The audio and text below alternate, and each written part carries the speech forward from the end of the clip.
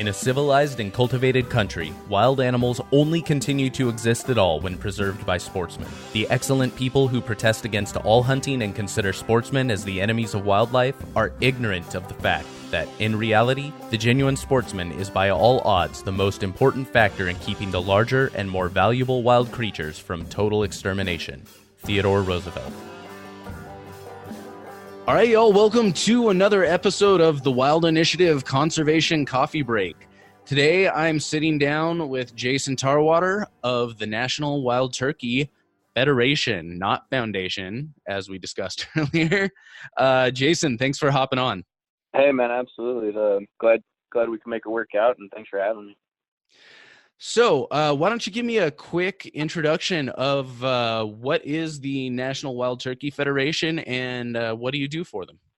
So National Wild Turkey Federation is, obviously a conservation organization founded back in the early 70s, in 1973, actually, when, like a lot of organizations that have gotten started over the years, wild turkey numbers were very depleted and going downhill rapidly.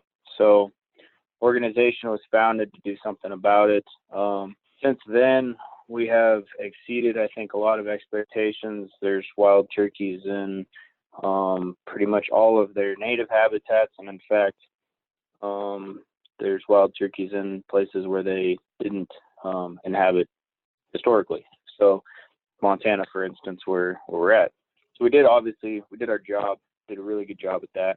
And we've kind of transitioned into some other things we can probably touch on in a bit. In some places maybe too good of a job for the wild turkey. I know there's nuisance birds now that we have to deal with in places. You probably see that in California where you're from quite a bit too. Yard birds is what I call them. I will admit, just before I left for this trip, I was doing some practicing, and my folks have chickens, and I was practicing out in their backyard, and they get out all the time, and so every time I'm shooting, I'm always making sure, like, okay, I don't want to plug one of their hens, so I kind of keep an eye out of the corner of my eye, and I noticed, I'm like, oh crap, how did the black chickens get out? And I'm like, okay, I loose a couple arrows and they're getting close. I'm like, all right, I better hold off. And I look, and all of a sudden there's probably like, I don't know. I mean, it had to be 7 to 12 turkeys just trotting on by, right between me and my archery target. I'm like, man, if this was fall season right now, oh, what a day. Yeah.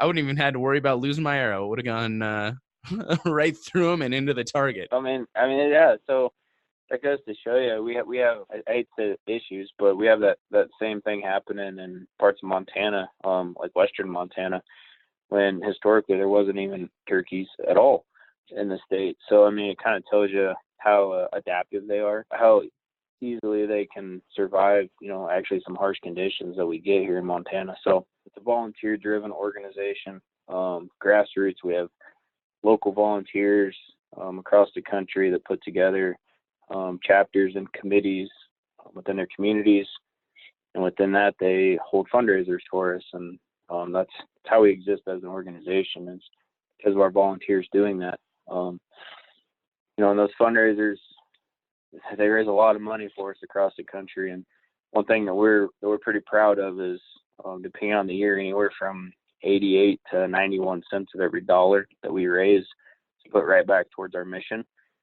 And one thing we're really good at is actually leveraging those funds with our conservation department through grants and other partners, 5 to 1, sometimes 10 to 1 or better. So we raise $1 at a banquet. At minimum, we're going to get another $5 to spend on the ground because of that. So you talk about the millions of dollars that we raise across the country, leverage all of that. There's some big time money that's getting spent on the ground through us for either habitat. We do some access stuff, land acquisitions, outreach programs to get new people involved in the outdoors, whole gamut of things. So what are some of the current kind of, I don't know if this is the right word for it, but most urgent issues that NWTF is currently tackling? So the main thing that we've transitioned to a few years ago is we have this initiative called Save the Habitat, Save the Hunt, and it's two-part, just like it sounds. Save the Habitat is one, Save the Hunt is the other. And what we've done is we've broadened our approach on what we do with our dollars. Instead of just focusing on the wild turkey, just focusing on the bird, we focus more now on landscape level habitat work. So in the West, we're focusing more on just overall forest management. As you know, in California, and I know in Montana, our summers have been smoky for several years in a row. And in fact, right now, I think California's got that issue going on, like, literally right now. Yep. And a lot of that has to do with our forests not being managed completely properly. A lot of litigations that have been involved. Forest Service isn't able to do their jobs the way they even want to do it. So we've been trying to tackle that not only on the financial side of things to help with these projects, but also on the political side of things, and in Washington to kind of help the Forest Service and BLM get in and do their jobs and manage the habitat the way that it should be, but the way that they want to be able to, they just haven't been able to. So it's in the West, that's one big thing.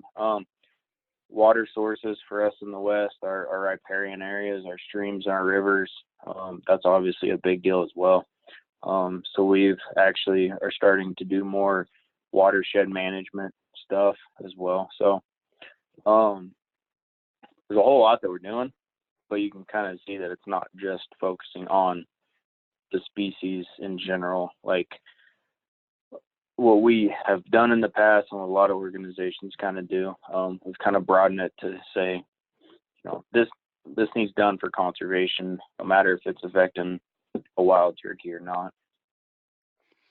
I think that's one of the really important things to note. And just in my conversations with a lot of the conservation organizations, it's kind of been a recurring theme that, you guys may focus generally on turkey and issues that affect turkeys.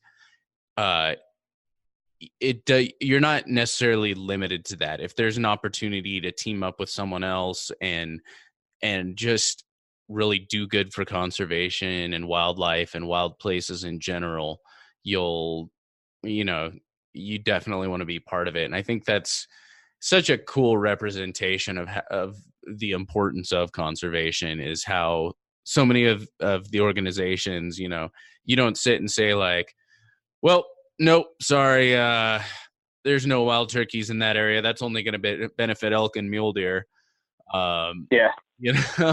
It's a really cool thing, and it's something I've noticed as a recurring theme in my conversations with all of these organizations. Yeah, no, I mean, we've got just for an example, in Western Montana, we've got a project that actually it does benefit wild turkeys, but it's also winter range for bighorn sheep. So everything in between there, obviously, it's helping already. But that's that kind of gives you an idea of, when we talk about broadening our approach, that's a great example. Most people don't put wild turkeys and bighorn sheep together very often in the same sentence. So if people wanted to find National Wild Turkey Federation online, where can they do that? And then also, as part of that, how can people get involved? Yeah, so that's pretty easy. NWTF for National Wild Turkey Federation.org. That'll take you to our website. You can look us. I mean, we're on Facebook and Instagram, Twitter. We've got all the social sites as well. And we just launched a new video platform not too long ago that's NWTF TV. So you can get to all that off of our main website. And then actually on that, there's a link to where you can look up your state, wherever state you're from, and it'll show you, what regional director covers that state if you want to get involved. and also what events are coming up, whether it's a fundraiser or a women's event or a youth event, anything like that. So any of our events are also listed on there. Most states, in fact, I think probably every state also has their own state-specific Facebook page too. So a lot of stuff gets put on there. So just some quick little searches. The biggest thing for us when it comes to help is getting volunteers on the ground to join their local committees, which you can find all that information on our website. Or you can, if you don't have a local committee, starting one, get with some hunting buddies, some friends, and start a local chapter for us. And this organization doesn't exist without our local chapters. All this habitat work and access work does not get done without our local chapters doing fundraisers and other events for us. So yeah, the most effective way is getting on your local chapter.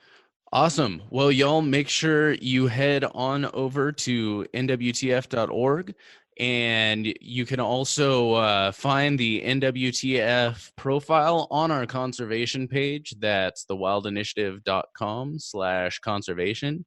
You can either scroll down or type in WTF, National Wild Turkey Federation, in the search. Check out links to all the socials and all the info about NWTF. Well, Jason, thanks for taking the time and hopping on with me today. Yeah, no, absolutely, man. Like I said, thank you for having me.